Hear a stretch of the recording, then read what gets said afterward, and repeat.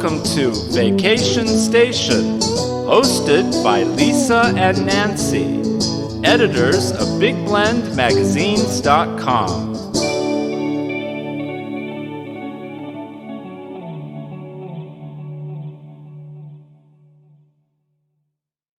Hey everybody, welcome to Big Blend Radio's second Friday food, wine, and travel show with the International Food, Wine, and Travel Writers Association. We call them IFTWA.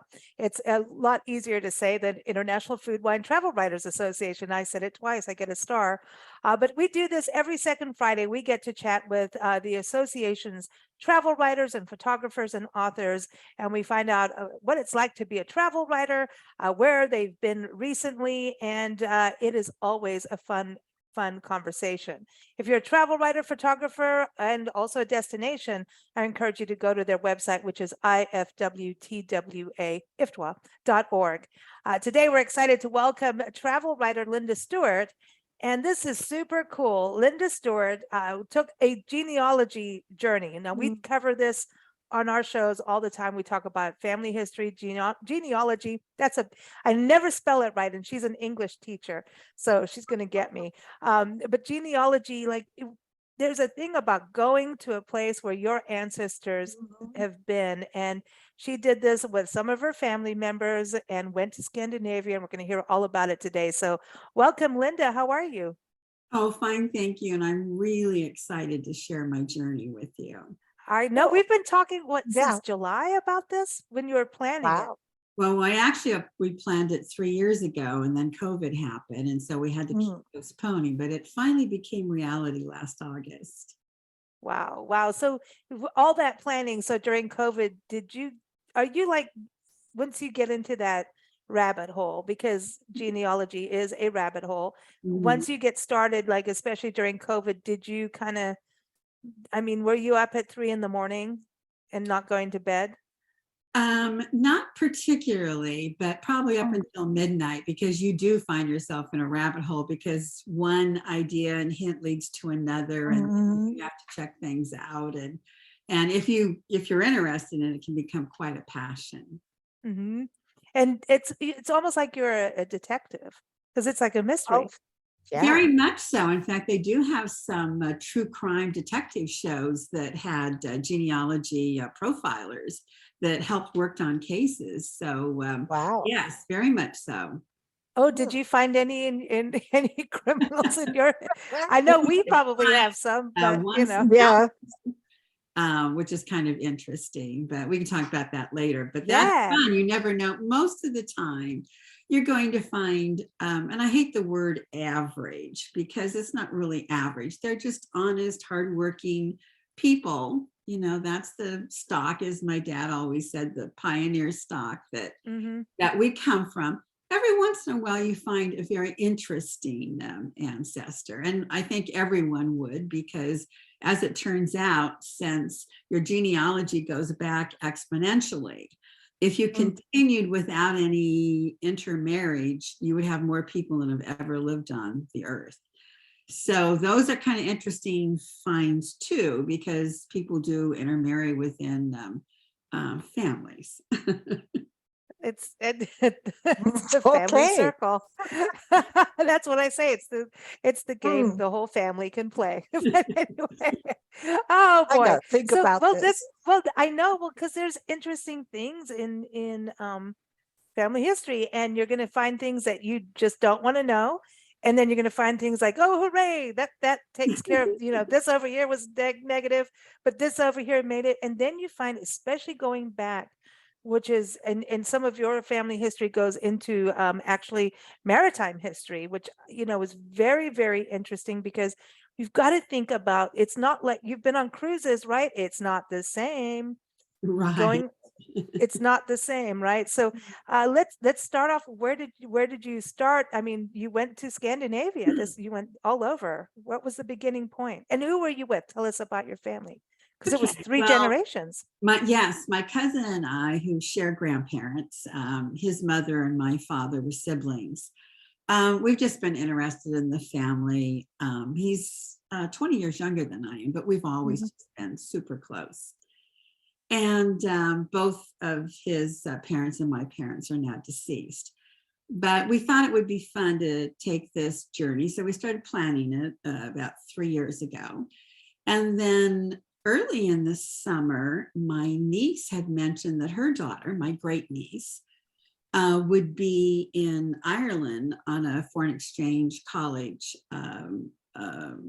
law firm exchange, and that she would finish a couple days before we would arrive in Europe. And she said, oh, Sydney would really love to hop on your trip. And we were just delighted.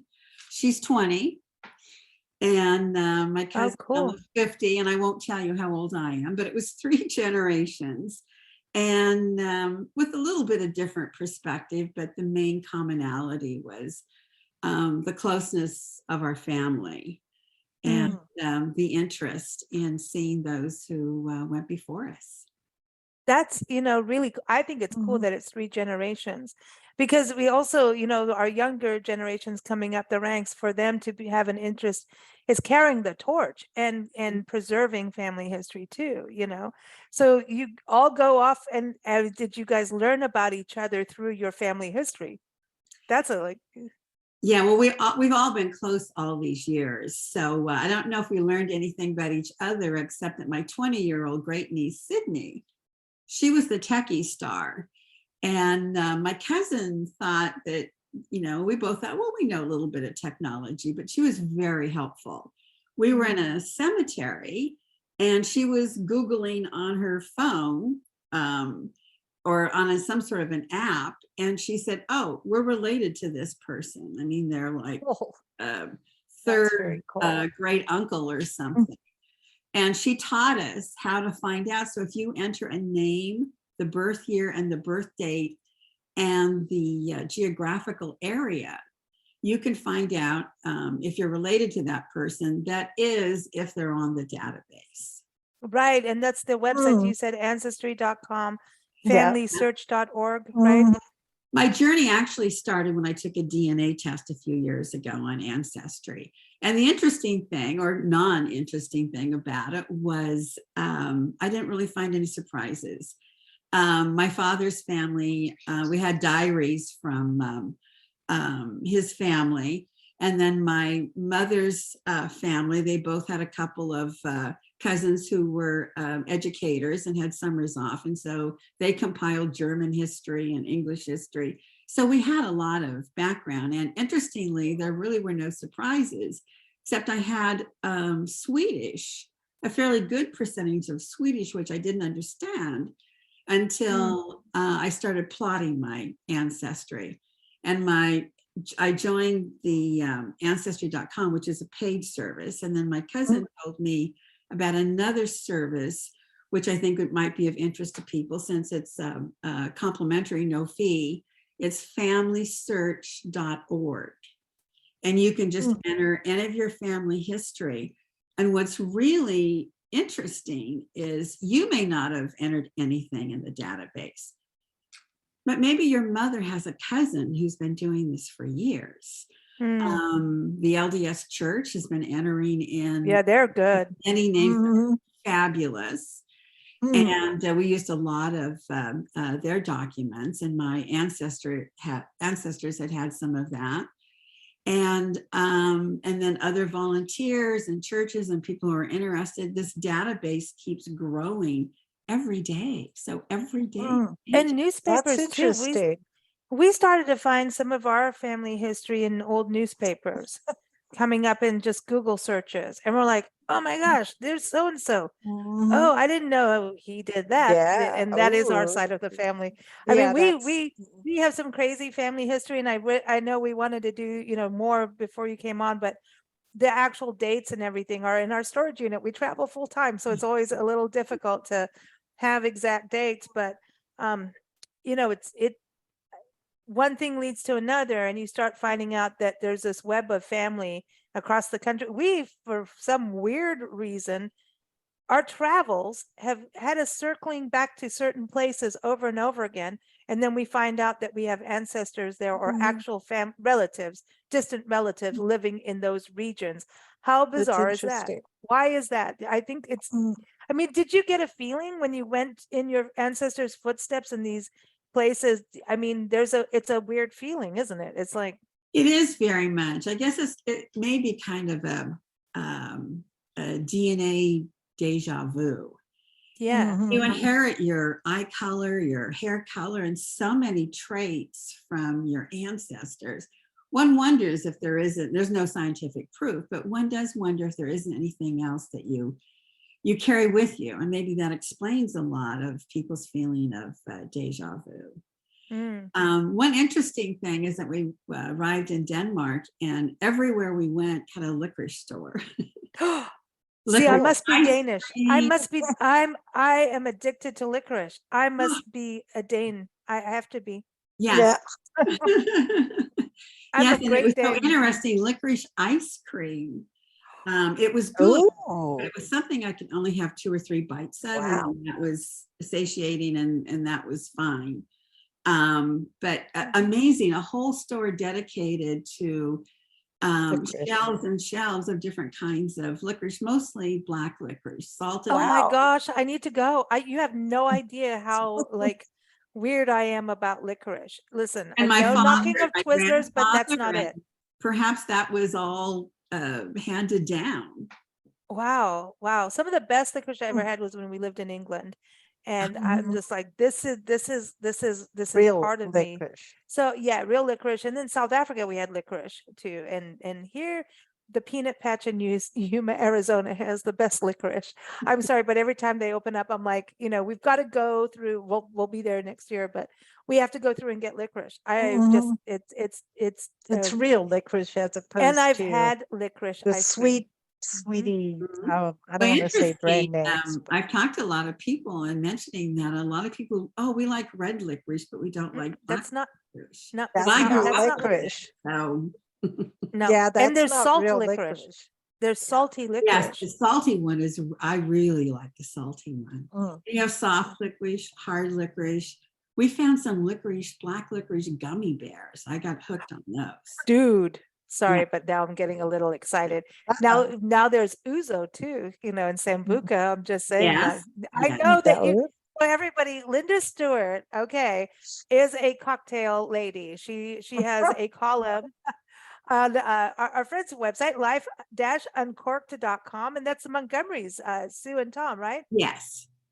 So they have that, and she has the cocktail corner, and she entered our Craven Raven cocktail contest, and we got to taste your cocktail. That was very Yes. so cool. much And she, fun. yeah, That and was, we what, should I do it think again. you won second place, right? Yes. Yes. That was second. I remember there. Yes, I remember because you had Violet something going on. I'm like, Yes, somebody it got was all. Creme de Violet. Mm, Yes, because That's it. it's Craven Raven, and so we wanted something dark. Yeah, and they're still rocking and rolling. We saw them. We finally got to see them perform last It was so Thanksgiving cool. weekend. We Were were you in in Florida, Florida? and we went, and I mean, they were Mhm. back performing at the very beginning and finally getting to see live music. And I had to drag Nancy out of the place they were playing because she's like, I'm staying here all night. I'm like, no, we have to go back. I'm We have like, to do all this no, stuff. And she's like, no, no. leave me. They were fantastic. They were an amazing show. But I remember tasting, and you obviously did well with that. But now Ouzo or Sambuca, would you make a cocktail? We used to make one called the Barman's Belch using The Sambuca. barman's Barman's Belch. Yeah. Oh, So I think we were taking Sambuca and Kahlua and vodka and mixing it together, and my. That's a I'll have to South try African. that. something like that. And there was chocolate in there somewhere because we used to have in South Africa a liqueur Yeah, called it's a Nacht South Music. African. Night is like, it's like Godiva. Oh, night music like Mozart. Nacht Music. Little Yeah. night music. Yes. Yeah. Mm. So that's a liqueur in South Africa. So I think part Oh, of everything that you're talking about is connected to South Africa because we also had a lot of Scandinavian and Dutch Oh, people, yes. right? Holland, all the Dutch. Now you're in Southern California, right? So have you been to the Carlsbad Bakery, the Danish bakery in Carlsbad and Encinitas? Oh, I haven't been there. I've been to Solvang. Oh, well, which you is got a to, community yeah. just north of here. On Mhm. one side, backtrack just a little, you find a lot of aquavit in the Scandinavian countries, which is like a sambuca. It's an anise licorice type. Is it green? No, it's clear. Okay. And I think have we tried might to have had that. experiment with that. And then I think Pernod is also, it's a French licorice one, Pernod. The thing of it is that licorice is such a strong flavor. But I Yeah, like exactly. that licorice and Kahlua. I'm going to have to try that. Yeah. I think it was Ouzo or Sambuca. I wish I had that, but I don't know. It was one of those crazy things that we all created one night in South Africa. And then we used to have cocktail contests at the very beginning of our magazine. I mean, 25 years ago, print magazine. And people would send their recipes in and we'd gather all these prizes. But all the people we knew would come in and we had a huge tasting party in Encinitas, California, down the road from you. And everybody had to have cabs going home because literally some of the photos, and they're in our storage unit, actual back in the day of actual, photos, not like, back in the print photos, whatever. It was a matte finish. Well, let's do that again. I propose that we do that. Yeah. I know. That was called the Big Blender contest. Yes. I love that. I love And that. so that was the whole thing. And at that cocktail, everybody's tasting. We had a real master cocktail dude at the rest. It was at the Rain Tree in Encinitas. I remember the Rain Tree. And he made, I mean, we're talking 25 years ago, and he made them all up and we all sat and tasted. And literally I have photos of people's heads on the bar because I mean, we were tasting, it got a little crazy, but we did it a few times and it was very popular for everybody. Just saying. Yeah, well, I think it needs a reboot. It sounds fun. When we come out to California, let's do it. I like that. I would like to make a drink called the Reboot. Oh, wouldn't that be a great cocktail? Kick it off. Yeah, the Reboot. You could add some Red Bull to that. Yeah, let's have Red some Bull, Reboot. some tequila. It's a tequila. I'd like a Reboot to go, please. Oh, and if you're gonna have a reboot, you could put it in those glass boot shoes. You know those like glass. Yeah, the cowboy. Those cowboy boot glasses. Yeah. Well, then we have to go to Temecula because you guys have cowboy stuff going on there. Yeah. Oh, yeah, that'd be great. Oh, I feel some experimentation coming up, Lisa. I know. You and I will come up with the Let's remember. Let's put recipe. that on the docket. Okay, Yeah. so I think you need to make a cocktail that embodies your genealogy journey. See how I'm getting us back on track because we did go on a rabbit hole. Right, It was the yeah. cocktail rabbit hole. So I think that we need a genealogy cocktail contest where people make a drink that tastes based on their genealogy. Dude, see Ooh. what just happened? Yeah. I'm in. Let's Because do it. You thought you have one parent here, one parent there. So you look at the countries that their ancestors came from and find out what liqueurs and drinks are popular in those countries Wines? and mix it up. I love that idea. Interestingly, besides the aquavit in the Scandinavian countries, because we went to Sweden and then later on to Norway too, pomegranate is very popular. So obviously they get that probably from Spain because you can't grow. Mediterranean countries not that far. Like they just yeah, pop not it over. terribly far, right? And so we had a lot of pomegranate drinks, very popular. Ooh, well, that's good. It's antioxidant, you know. Yes, very That's much. really good. It's good for holiday season. I mean, we are in December right now, so that's pretty good. Yeah, So not very the much other thing, wine though. I think a lot of it is, the climate.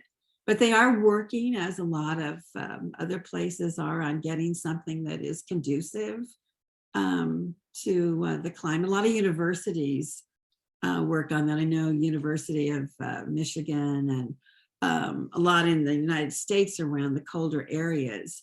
Their extension programs work on creating grapevines that will do well in the climate. So like ice wine and things like that. Yeah, so you can make ice wine. A better selection. There was some. But this is interesting talking about the cocktails, but the reality is when you're traveling in your ancestors' footsteps, you start, did you taste like food that has been around for like a real regional like dishes?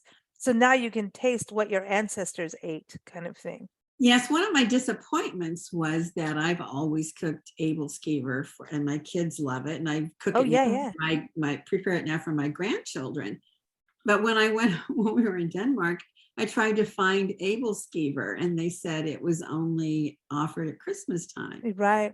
Oh, really? So Wow. now there's a restaurant in Visalia that does Able Skivers. In fact, we did a video. I mean, this is going like 15 years ago, Nancy. Yeah, 10 years. I long don't time know. ago. We're dating ourselves terribly Mm. on this show. But we did a video of her making Able Mhm. Skivers, and they are Yes. delicious. Well, see, Mm. that's a holiday. Yeah, we food. love them too. And Solvang will make them all year long. That's why I was surprised when we were in Denmark. They said, oh no. And couldn't find any Wow. lefse in Norway. I guess that's more of a holiday Oh, creation too. So our friend was- makes that. She's from Scandinavia, and she Ah. made that one Christmas time for us. And that was really light and lovely. And it reminded me of the crepes in South Africa. They were crepes, Mhm. or they would call them pannenkoek pancakes, but they're really like crepes. And they would put sugar and cinnamon, like Mhm. powdered sugar and cinnamon, and sometimes honey, or the golden syrup. It's a little different than what we get over here. And oh my gosh, it's so good. It's really good. Mm. My mother used to serve lefse, but she bought it at a store. I grew up in Portland, Oregon. There are a lot of Oh, okay. Canadians in Oregon because of the fishing. And I haven't checked in the last few years because my son-in-law makes lefse. He's Norwegian. And so that's always nice to have fresh lefse. But when I was a kid, and yeah, she would get it. We would put butter and sugar and Mm. just roll it up and See, eat. now our friend comes from the Swedish background and they make that. So it's not just Norwegian then, right? It's kind of they're And the connected. Danes do lefse, but Norwegians Mhm. will tell you that that's their claim to fame. Like, Okay, no, wait a minute. other Lutefisk. countries have adopted it, that they will. Lutefisk. We want to Oh. hear. Come No, on. we have likes no the claim to lutefisk. that. No, have Nobody you tried likes lutefisk? No, I've been very adventurous in trying lots of things, and there was some really great food. Went to a fabulous Michelin restaurant on. There's an island that we found it where one branch of the family came from. That's about 100 miles east of Copenhagen. It's in the Baltic. Mm. And it's an island that a lot of Danes, it's a Danish island, but a lot of Danes go there for vacations. In fact, the illustrious ancestor that we found that was kind of a scoundrel and served, I think, a little bit of jail time in his early years. Oh, came I don't from- know why that's cool, but it's cool. Came from, somewhat nobility, so he got off on some things. But there was a war between Sweden and Denmark, and Sweden took over Bornholm. And this is in the 1600s, and he helped get it back. So he got a reprieve and an estate, and $200, the equivalent of $200 a year as a stipend, but only for the rest of his life. So it wasn't passed on. But we were able, it's Magelgard, and we were able to find that estate. Now, estate in the 1600s does not mean Beverly Hills. It's it was fairly modest, but it was big. In fact, one huge side was for the horses, and 2 stories. But hay on the floor and things like that. But this is what an estate was in the 1600s. But it was fun finding that, knowing that I think our 10th great grandfather had lived there. Scoundrel. That's amazing. And his nickname now is the Liberator of Bornholm. So he did kind of redeem himself.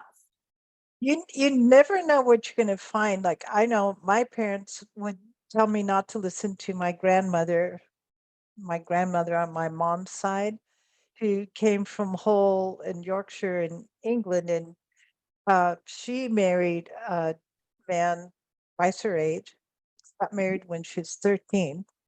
And she married a man, and it was an arranged marriage from the Isle of Man. And he told me that his last name was Holroyd, and there's supposedly a castle there, and that we have a castle. But when I Google it, I can't find it. So well, I we don't know remember what we to had the do. one aunt that she was a Yeah. Holroyd. Nancy started doing stuff, and then all of a sudden these Yeah. people started emailing, and you know, then and if you drop the rabbit hole, you lose the rabbit hole. Yeah. But she sent photos, and I know it was on one of my computer crashes, but there's photos, and she said, oh, oh dear, it's no longer a castle. It is now Yes. An a block apartment of building or flats. It's an something. apartment building, a block of flats. And but Yeah. she did have photos. And so, and that's the one thing you talked about, how names also change. So it's very, sometimes you can go on detours because the spelling over here will change when people immigrate. They change Right. their names to make it easier for people, or it also during the Holocaust period, and for many reasons, people will change their names.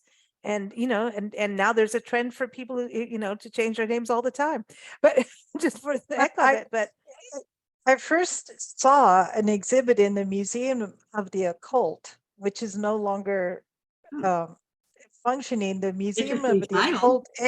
I know it's a museum of occult things in San Francisco, and my family was there in in as an the exhibit. museum as an exhibit, Oh my. because apparently we got a lot of witches and stuff National going on. Geographic did a thing on them too Really? years ago, and we need to go Yeah. and find that. I know we're you know what, I there are know. people that help with this, and our friend Erin Youngless just started this. Actually, she look her up on the Pfeiffer thing or whatever it's called.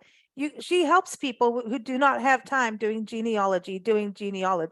Have you run into that in your research, or you go and you're in it? You're Not really, but what I want to pass on to you is that Ancestry.com, or if you want to just start on FamilySearch.org, when you enter in, usually it's a grandfather or great grandfather. That's when when you get exponentially all these other people related to you that are working on it. When you click on the name and you can find that they're in the database, you can click on sources, you can click on memorabilia, and people will upload birth certificates, baptismal records.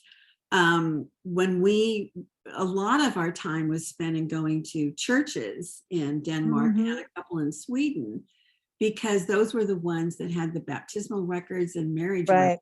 And we knew that they were from that town, and that we're touching the baptismal font that so many relatives at different ones throughout the two countries had been baptized in, and that was very meaningful.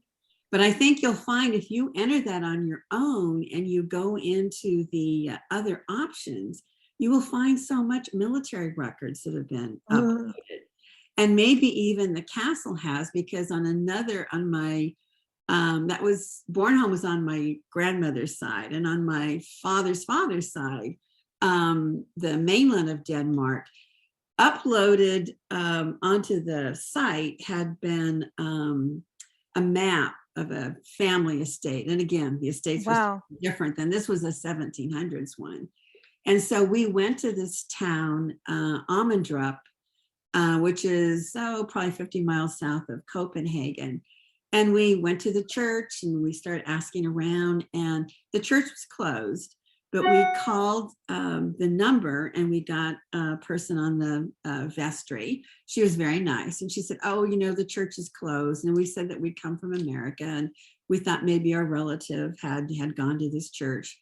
And so we gave our number and tell her we were leaving the next day. And about 5 minutes later, her husband, she called back.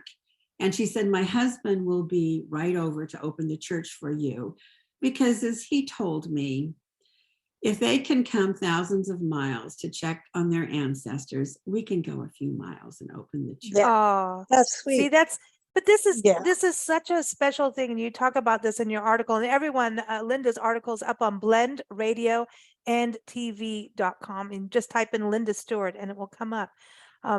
You talk at the end that this is really a different way of looking at your travels, right?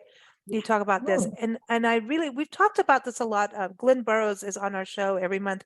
He runs Norfolk tours in England, and he actually facilitates taking people and helping them find their church records, taking them to the church. And he always talks about it. I mean, this is a very emotional journey. And right now, I just kind of feel like we should touch on this, not just as travelers, we look at, we're going to travel, we're going to spend money.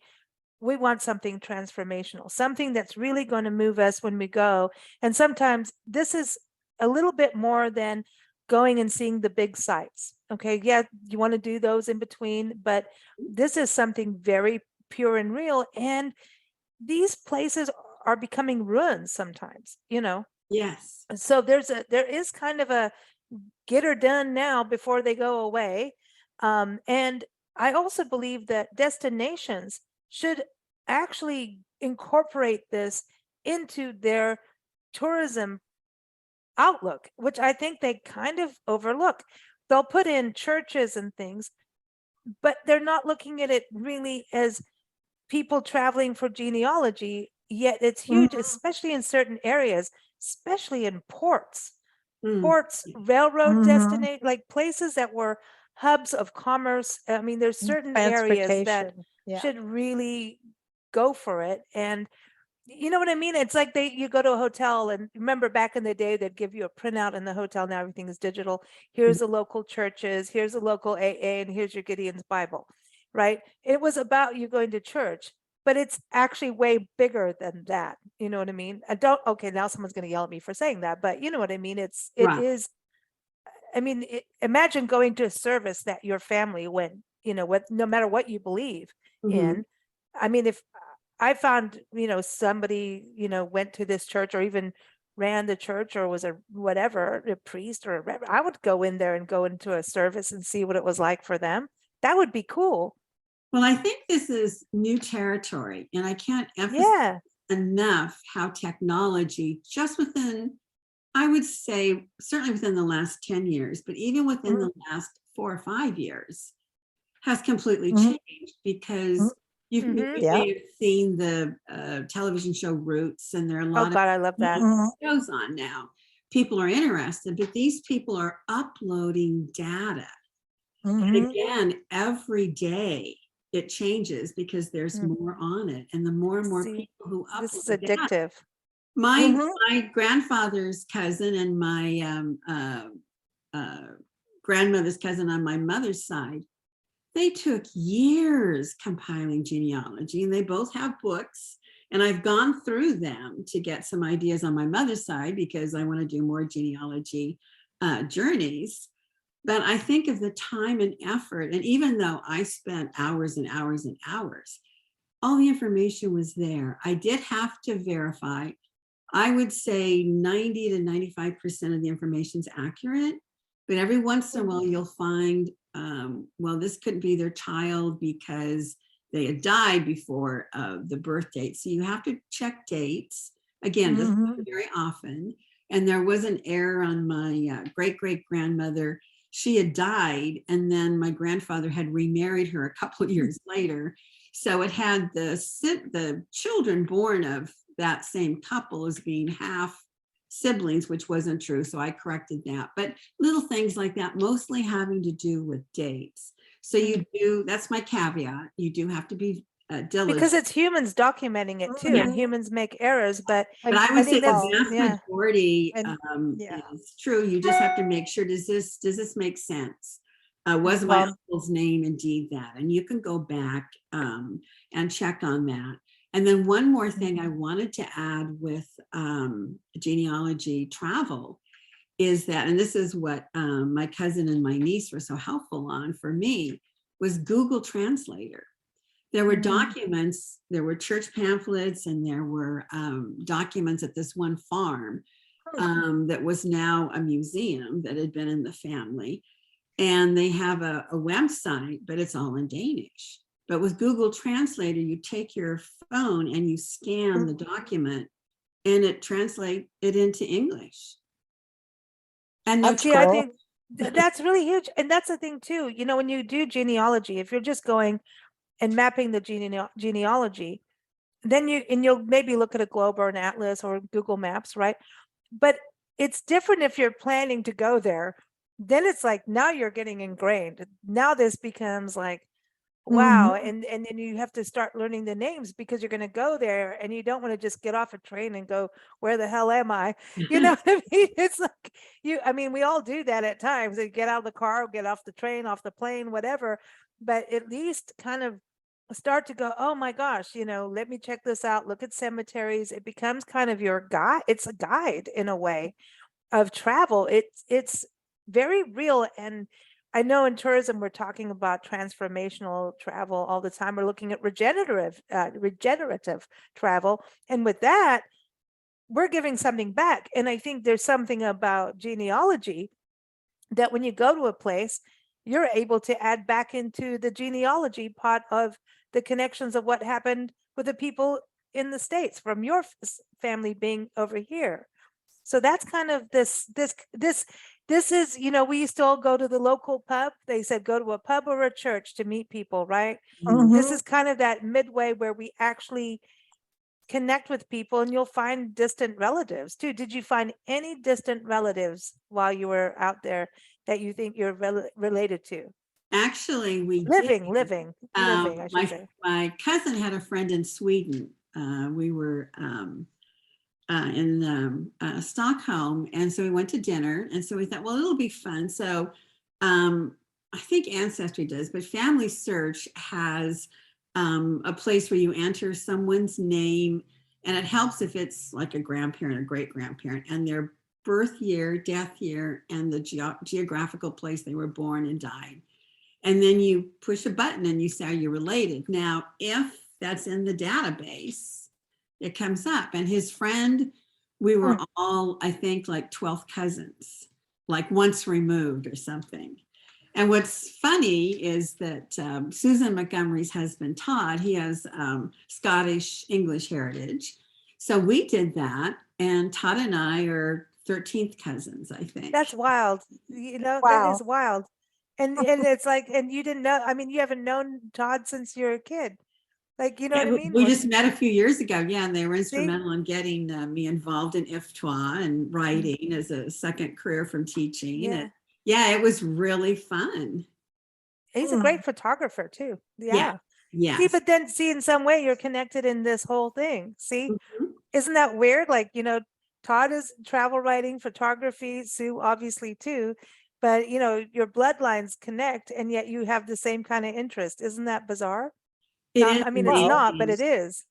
But I also think that the populations of America is what I think the third most populous country in the world. So we're dealing with smaller populations and countries, and then we're also dealing with the small population that came over to America. So I have found when doing this, trying to see if we're related to people, I would say half the time I am. Now it's distant. But half the time it shows up there's some relation there, which does give a connection, which is, what the genealogy travel is it gives you a connection to your family and to history. Everything that's gone before, you are connected to it. You're not just reading about it on a history book. Yeah, it goes beyond the dates. The dates suddenly have meaning, and then you start looking at what were the living conditions. What was, the plague was happening. Oh, that's nice. All of that. And you see how many children people had and how many survived too. Oh, that's a brutal one. Yes. And you see how many wives and husbands they had. We really could be related because we've got Norwegian Viking blood in us. Yeah, I have a little Norwegian, mainly Danish, but I think we might, like Todd and I are related on the Scottish English side. So I'm thinking we would be related, Nancy, on the with Lisa on the English side. That's how I would connect to both of you. Who knows? I mean, we need to do our DNA. We need to do that for Christmas. We keep saying that, and then it's hard because we keep traveling. I want to go see the castle, even if it is an apartment building. Maybe one is open as an Airbnb. Maybe it's open as an Airbnb, or we could go pet sit. And on the other side, on my dad's side, that's a huge mystery. There's so many tales. Apparently he had 3 wives at the same time. My little daddy did. Apparently, See, and we're finding through interviews we do that in that generation, there was all kinds of shenanigans that were in the closet. Kinds of things, and I only found that out after my parents had passed. That, but when I think back, it's not a huge surprise. but it Mhm. is. Like, how did he manage? And I have two birth certificates. That's interesting. Oh, Yeah, so this one side of the family is a real mystery, and to go uh check it mm. out. Like, I know I met my grandmother on my dad's side, and she had a really nice, very rich home at the top of behind the Hollywood Hills sign, way up on the hill. But she didn't speak any English, barely, I mean, at Where was she all. from? She's, well, as far as I know, from Romania. And That's my why Nancy grand, plays Mama Babushka on our that's show. She's right, a Romanian Romania, and she married gypsy. a German fellow, my granddad. And I don't Yeah, it's know, man, crazy. it's a crazy, It between the two sides, it's crazy. But see, Crazy Nancy, what history you on might both not know sides. is that a distant cousin or maybe an aunt or uncle or somebody, they may have put all those stories in the database. That's Yeah. really Very true. You're really right, Yeah. because we did start doing Mhm. this and years ago, and there was nothing. And then I remember we were in Mm. Yuma, Arizona, and we were having cocktails out on the patio and of the hotel we were staying at, and I was like Googling stuff because we have Mhm. family there that we found out, and we kept getting drawn to this area. Why? Mhm. Oh, check this out. This is some crazy Yeah. stuff. And then we start seeing all this and all kinds of weird things. And I mean it. Stuff And so happened. I know. And so we're looking at this, and then, then all these places we've been to, like the sequoias in California, we cover it all the time. I mean, Mhm. yesterday's show was that. And, and then we found out all this family lives there. It's bizarre. Mhm. There is a Mhm. very, I don't know. I Interesting. mean, I don't want to get woo woo, but there's a woo woo thing that is Mhm. connected with it. And I do believe, Mhm. we migrate as human beings. We've been nomadic through the years in history. And I believe that we have, like whales know where to go. I don't think people have studied the sensors of humans, that Those are humans have imprints. that. And I think, Yeah. imprints could probably be passed on. I believe that. I mean, That birds could come to be. the same Mhm. house every year. Their family Mhm. will come, and there's something, and we just haven't really done it scientifically for humans as much. So I think what you're Mhm. doing is fantastic, and I know a lot of people will do it, but you went on a big journey, and everyone, I mean, she went, all over. And before Mhm. you go, I just want to touch on this, and I do want to talk about your history of travel writing too, but you talked about going in these churches and with the frescoes and the Mhm. Danish, you know, culture doing the ships, because we've been to a lot of, well, Portland, and going up north coast to California, there's in Washington State, there's all of these, all of these sculptures and statues, for the fishers. I think the people going out Mhm. and fishing, the fishermen, and the marine history too. So that's what you experienced too. All of these like goodwill beliefs, right? Yes, especially on Bornholm. On the mainland, Denmark, probably a lot of farming. But on Bornholm, the island, yes, most significantly fishing. But the ships in the churches, they hung from the ceiling, and they were Wow. beautiful ships. And I love the symbolism that, the church was a safe harbor. The ships Mm. were to tell the families that we were, hoping on the sailors' safe return. Mm. And it was just such a That lovely, makes sense. beautiful physical metaphor that I had not known before. Mm. Wow. Wow, it's Mm. so cool. So what got you into, I know we talked about Todd and Sue Montgomery and Mhm. everyone, let me get it, Life dash Uncorked, right? Life-uncorked.com. And Linda also writes for tripatini.com. Well, you know, it sounds like a little martini thing going on here. Mhm. And other publications, but what led you to go from teaching English to going, now I'm going to use English and write it and put it out there? Well, I retired from teaching. Mhm. I lost my husband. My Mhm. children are all grown. And so I was wondering what I would do just part time. I didn't really want another job. And I met Susan and Todd, and they welcomed me with open arms once they found out I was an English teacher, into this writing field. And then I met Linda Kassam, who has been on your show many, many times, and Mhm. The our diva. diva. Mhm. The diva. All things, the diva. Mm. She was so welcoming and so kind, and I did my first article for her, and Oh, awesome. yeah, and then I published a few things, and then I applied for IFTA, which is a fabulous organization. It really is, for when we have all ages. We have young writers and the more mature writer, like myself. But there are a lot of opportunities there, and we have conferences.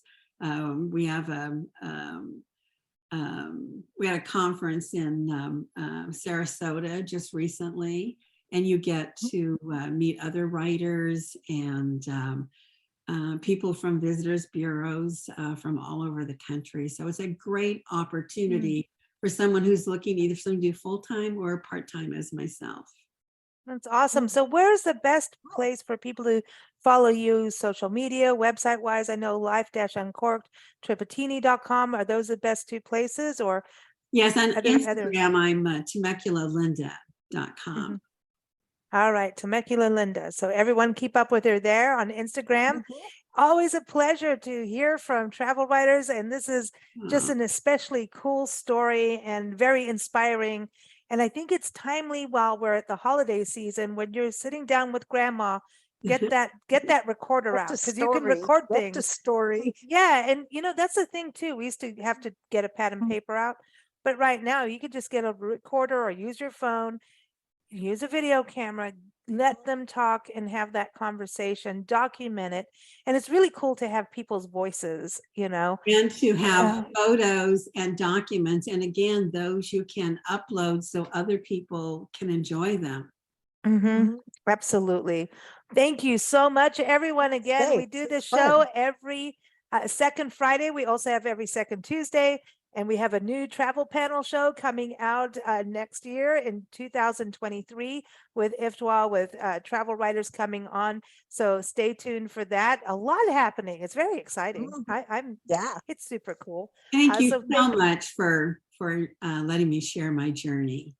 Oh, I don't No know. Now I'm gonna problem. have to It's go down a awesome. rabbit hole. I Thanks know, for because that. now yeah, me I too. know, I know. So everyone, ifwtwa.org is the website for IFTWA, the International Food Wine Travel Writers Association. Keep up with us at bigblendradio.com.